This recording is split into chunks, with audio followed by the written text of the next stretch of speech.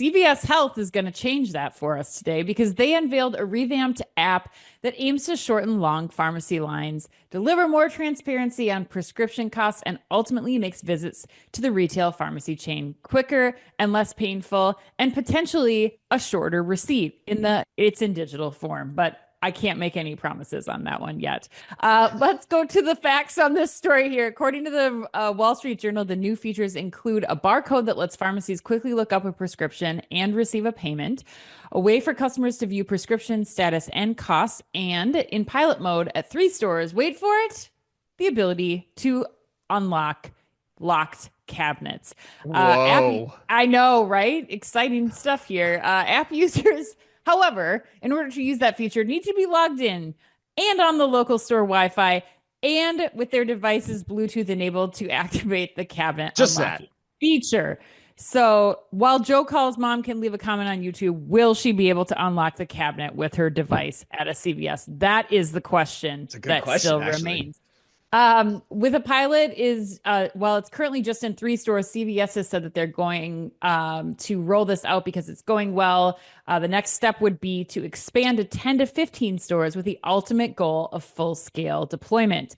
Ben, we're going to go to you first on this one, friend. What do you like and not like about CVS's new app rollout?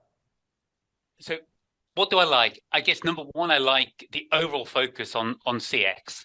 Yeah, I think it's really good to hear CVS talking about we want our in-store experience to be better for our Right. customers. I think anybody who has frequented many drugstores recently will kind of understand that there is a can do better, and here we are using technology to make that. So that's the umbrella. The bit I definitely like, and I know it's only a 3-store pilot, but I'm so pleased to see investment in being able to open and unlock cabinets. So I guess stepping back, completely get the situation that we're in. I talked to a lot of retailers, and particularly in the US, the levels of wastage, the levels of loss, the levels of theft, the level of stock. It's tangible. So we get the importance of locking things up, but the customer friction it creates is, we know is terrible. I was in my local drugstore yesterday and I watched someone just getting frustrated that they couldn't get someone just to unlock a cabinet for them to be able to get Right. razor blades. So we get it. Anything that can help reduce the friction. And I know a multi-stage login, Wi-Fi, Bluetooth. Okay, we haven't. Look, we're on the road, but it's got to be the right road. It's got to be the right road to be on. And so look, Do you think that, Ben? Just a second. Like, do you, in general, like, do you really think that this is something that, if back in your retail days, like, would you be investing in this as heavily as we're seeing some retailers do that, or do you think this is more of a temporary fix? look, I think it's 2 phases. So number one is, do we need to protect stock in store? Hmm. And I think the reality, and particularly in drug, when you've got small, easily stealable, high value items, particularly some of the locations and some of the demographics that the RX present requires, your risk factors in Yeah. a drugstore are so much higher. So Hmm. unfortunately, we're at the point of having to do something. So you've got a range of solutions that you've got to go through. We know that formats where you control entry have lower stock loss. Is that possible across an 8,000 drug estate? I'm not sure. So therefore, you've got to do something at fixture. And if you're doing something at fixture where you're adding in that friction, you've then got to remove it for customers who have honest intentions.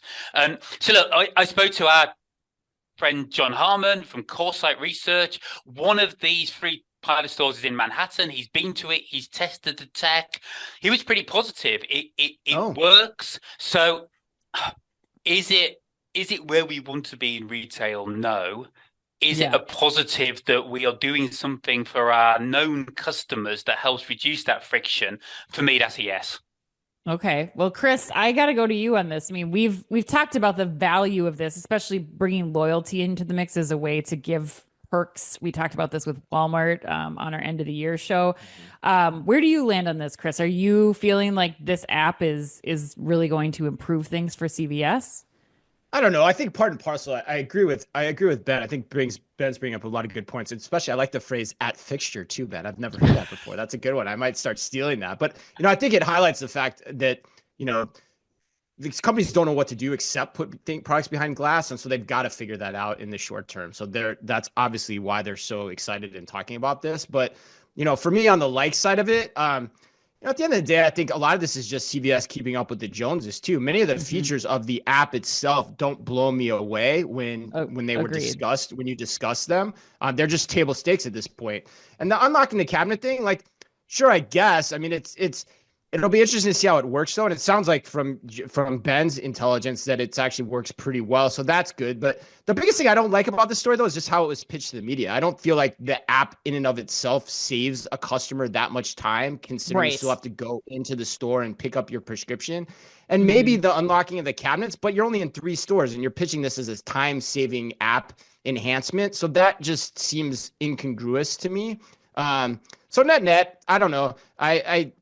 I just don't see the features as described in this giving customers back all that much time. That's my opinion on this story. Yeah, I agree with you, Chris. Chris, because you're my resident pharmacy expert here, because I feel like you have many more interactions with going and picking up prescriptions than I do. We're letting people under the covers again of this show already, Ed, huh? Yes. Well, I mean, I'm not saying anything you haven't said in a podcast previously. I'm just saying in this You're right. case, I take like 10 medications a day. Yes, you're right. Let's just put it out there. But okay, so no, my question is, I'm sorry, I feel bad. No, that was not my intent. Listen, the thing that you both didn't call out and probably because it was so like slightly covered in this coverage of the app release is the pricing availability and being able to see that up front. Now, I don't know if that is something that could be valuable, and I think that could be, and maybe this is because we have a conversation coming up with Revionics where this has been more top of mind for me.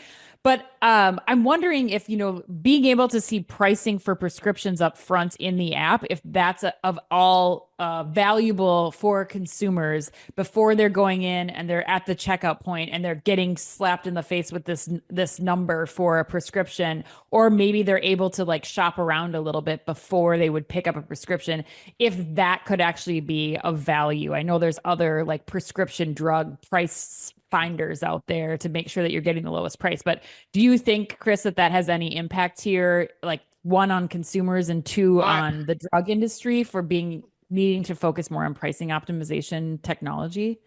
No, I think it just goes back to the point I made. Like, it's probably good for CVS customers, but it's table stakes for the industry. Walgreens has been doing this as long as I can remember, since I started using the app 2 or 3 years ago. So you can see what they're the telling you how much are before you pick them up. Yeah, 100%. Okay, so this is table stakes. All right, yeah. Well, that's all I had. All right.